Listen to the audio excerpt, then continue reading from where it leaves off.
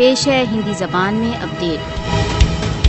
निशस्त्र कश्मीरियों को लक्ष्य करते हुए पाकिस्तान के विरुद्ध भारतीय सैन्य आक्रमण अंतर्राष्ट्रीय मानों का उल्लंघन है। पाकिस्तान पर भारत के मिसाइल आक्रमण मोदी की हिंदुत्व कार्यसूची का विस्तार है, जिससे दक्षिण एशिया में तनाव में और अधिक वृद्धि हो रही है। भारत ने एक धूर्त राज्य की भांति नागरिकों तथा मस्जिदों को लक्ष्य कर अंतर्राष्ट्रीय मानवीय कानूनों का उल्लंघन किया है। पाकिस्तान तथा आजाद जम्मू कश्मीर के नगरों पर भारतीय मिसाइल आक्रमणों ने मोदी के नेतृत्व में भारतीय आतंकवादी कार्रवाइयों का पर्दाफाश कर दिया है।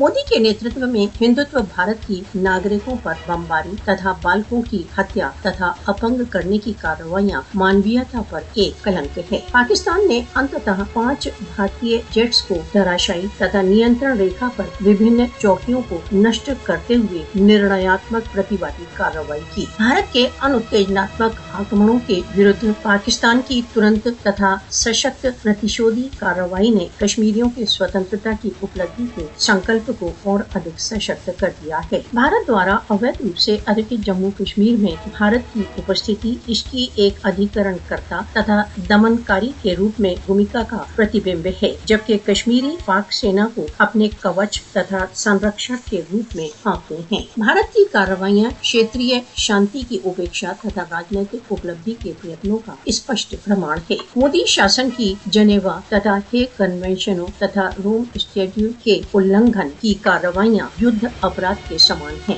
भारत द्वारा अवैध रूप से अधिकृत जम्मू कश्मीर में भारत के निरंतर बढ़ते सैन्य आक्रमण तथा राज्य आतंकवाद कश्मीरियों के स्वतंत्रता के संकल्प को कदापि भंग नहीं कर सकते। अंतर्राष्ट्रीय समुदाय को भारत को पाकिस्तान तथा कश्मीरियों के विरुद्ध कार्रवाइयों के लिए उत्तरदायी ठहराना चाहिए। भारत को दक्षिण एशियाई क्षेत्र में अपनी विस्थापना की कार्रवाइयों के लिए उत्तरदायी ठहराया जाना चाहिए।